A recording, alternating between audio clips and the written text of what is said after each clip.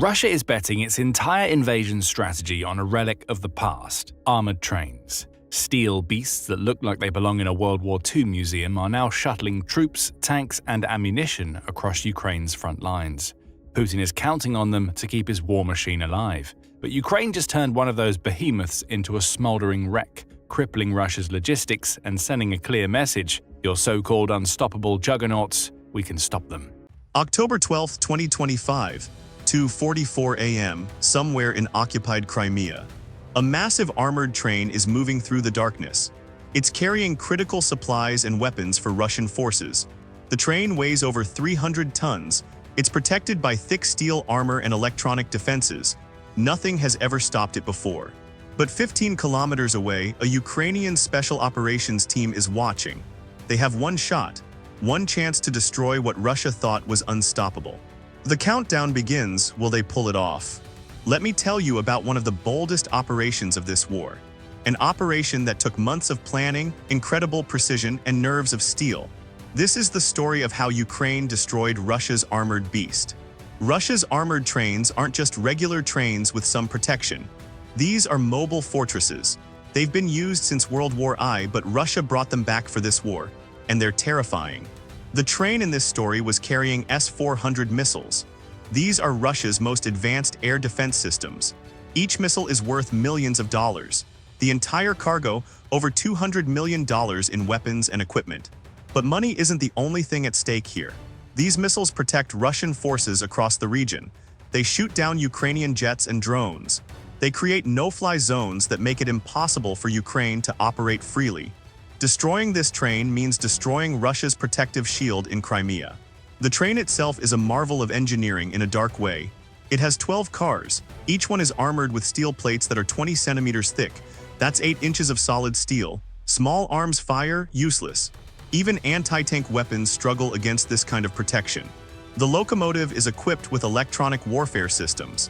These can jam GPS signals, disrupt drone controls, and detect incoming threats. Russian engineers spent years perfecting this design.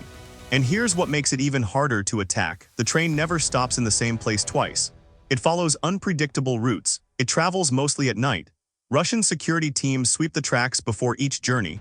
They check for bombs, they look for sabotage, they search for any signs of Ukrainian operations. To succeed against something like this, the plan had to be perfect. Ukrainian intelligence had been tracking this train for 3 months. Every movement, every pattern, every detail mattered. They discovered something crucial. Despite all the security measures, there was one stretch of track that the train always used. A bridge crossing near the town of Detonation in Crimea. The bridge was old, built in Soviet times, and the Russians had to use it because there was no other route for heavy cargo trains in that area. So the Ukrainians decided that's where they'd strike. But how do you destroy a 300-ton armored train? You can't just use regular explosives. The armor is too thick. You need something massive, something precise, and something that could bypass all those electronic defenses. The Ukrainian team came up with a brilliant plan. They would use a combination of drones and explosives planted directly on the bridge structure, not on top of the bridge where the train could see them, but underneath where the steel beams meet. For weeks, Ukrainian special forces infiltrated the area. Small teams moving only at night. They posed as local workers during the day. They mapped every security camera, every patrol route, every guard position. Then came the hard part, planting the explosives without being detected. One team member later said, "We had to work in complete darkness. No lights, no noise. We used night vision, but even that was risky because the Russians have thermal cameras in the area." They dug small holes into the bridge's support structure. They placed shaped charges, the kind used in demolition work.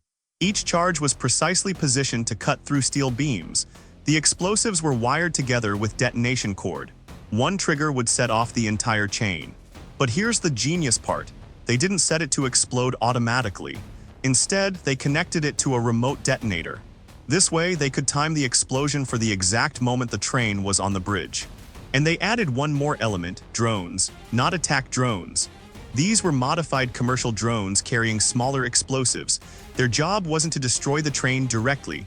It was to overwhelm the train's electronic defenses. The Russians would be so focused on the drones in the sky, they wouldn't notice the real threat below.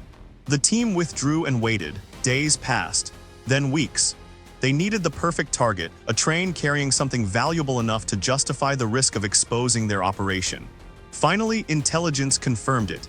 The S-400 missile shipment would pass through on October 12th, sometime between 2 a.m. and 4 a.m. Everything was ready, or so they thought. October 11th, 11:30 p.m. The Ukrainian team is in position.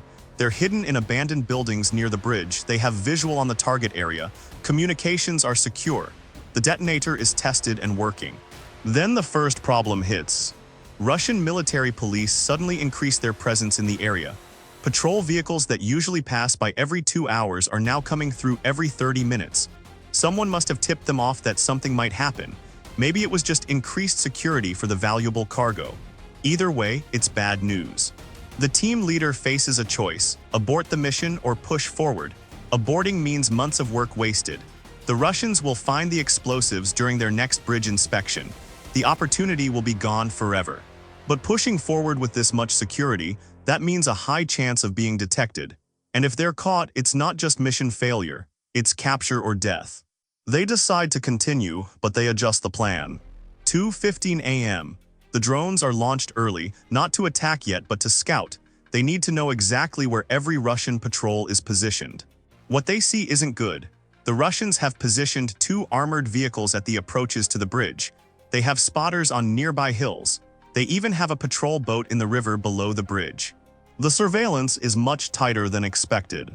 2:38 a.m. Intelligence confirms the train is 20 minutes away. It's moving faster than usual. Maybe the Russians sense something is wrong. Maybe they just want to get through the area quickly. The team leader makes a decision. They'll launch all the drones at once from multiple directions. This will confuse the Russian air defenses. While everyone is looking up, they'll trigger the bridge explosives. But there's another problem. The remote detonator has a range of only 800 meters. Someone needs to be close enough to trigger it. And with all these patrols, getting that close without being seen is nearly impossible. One team member volunteers. His code name is Ghost. He's done this kind of thing before. He'll move through the drainage tunnels under the area. It's risky, but it might work. The situation looked impossible. 2:43 a.m. Ghost is moving through the drainage system. It's pitch black. The tunnels are filled with cold water up to his waist. He's carrying the detonator in a waterproof case. He has to move fast but stay quiet. Above ground, the rest of the team is preparing the drones. They have 6 drones ready to launch. Each one is programmed to approach from a different direction. They'll create maximum confusion. 2:46 a.m. Ghost reaches his position. He's 600 meters from the bridge, still too far. He needs to get 200 meters closer. But between him and the bridge, open ground, and Russian patrols with thermal cameras. Then he has an idea. The river, the same river the patrol boat is watching. If he can swim downstream, using the boat itself as cover, he might get close enough. It's insane, the water is freezing. The current is strong, one mistake and he's spotted, but there's no other way. He enters the water, the shock of the cold almost makes him gasp. He fights to stay silent. He uses the shadows of the riverbank. He moves with the current, letting it carry him downstream. The patrol boat is 50 meters to his left. He can hear Russian voices. They're alert, scanning the area, but they're focused on the bridge above, not the water beside them. 2:51 a.m. He's in position, 400 meters from the bridge, close enough. He climbs out of the water, hidden behind riverside rocks. His hands are shaking from the cold. He has to force his fingers to work as he sets up the detonator. Above, the train's headlight appears in the distance. It's coming. 2:53 a.m. The drones launch, all 6 at once. They come from different directions, north, south, east. They create a swarm pattern, confusing and overwhelming. The Russian electronic warfare systems activate. Jamming signals fill the air. Some drones start to lose control, but not all of them. 3 are still flying. The Russians panic. They think it's a drone attack. All attention turns upward. Guns are pointing at the sky. The patrol vehicles are repositioning to get better firing angles. No one is watching the bridge itself.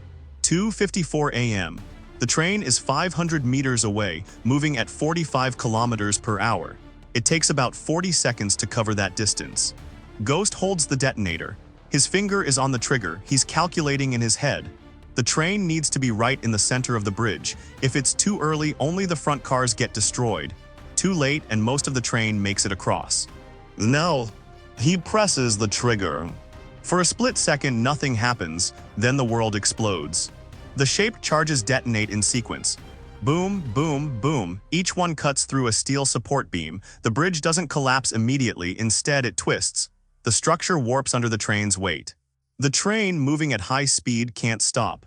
The locomotive tries to brake, but it's too late. The bridge gives way. The front half of the train plunges into the river, the rear half jackknifes, cars smashing into each other. The cars carrying the S-400 missiles rupture. The missiles' fuel ignites. A secondary explosion rips through the wreckage. The explosion is so bright it lights up the night sky, so loud it's heard 10 kilometers away. The armored train, Russia's mobile fortress, is destroyed in seconds. The patrol boat immediately heads toward the wreckage. Russian forces scramble. They're trying to understand what happened. Was it the drones? Did they miss something on the bridge? Ghost is already moving. He's back in the water, swimming upstream now, away from the chaos. The cold doesn't matter anymore. Adrenaline keeps him moving. The rest of the team extracts from their positions. They move through pre-planned escape routes. By the time the Russians organize a proper search, the Ukrainians are gone. By dawn, the extent of the damage is clear. The train is completely destroyed. The S-400 missiles, obliterated. Over $200 million in equipment gone. More importantly, Russia's air defense capability in the region is crippled. But the impact goes beyond just this one train. This operation sent a message: nowhere is safe. Not even Russia's most heavily defended supply lines, not even with all that armor and technology. Russia immediately suspended all armored train operations in the region. They couldn't risk another attack. This forced them to use truck convoys instead. Trucks are slower, easier to track, and more vulnerable to drone strikes. Ukrainian forces gained air superiority in that sector because the S-400 systems weren't there to stop them. They could fly more missions. They could support ground operations better. The Russians tried to rebuild the bridge, but it took months. During that time, their entire supply chain in Crimea was disrupted. They had to use longer, more dangerous routes. And here's what makes it even more significant. The operation used mostly commercial drones and basic explosives. Nothing fancy, nothing expensive, just brilliant planning and incredible execution. One senior Ukrainian officer later said, "We proved that you don't need to match Russia's military budget. You need to be smarter. You need to think differently. You need to be willing to take calculated risks." The story of Ghost swimming through freezing water with a detonator, that became legendary among Ukrainian special forces. It's taught as an example of improvisation under pressure. The lesson here isn't just about military tactics, it's about asymmetric warfare. When you're facing a larger, more powerful enemy, you can't fight them head-on. You find their weaknesses, you exploit their assumptions, you make them afraid of their own supply lines. Russia thought their armored trains were unstoppable. Ukraine proved them wrong. With patience, precision, and courage, they turned Russia's strength into vulnerability.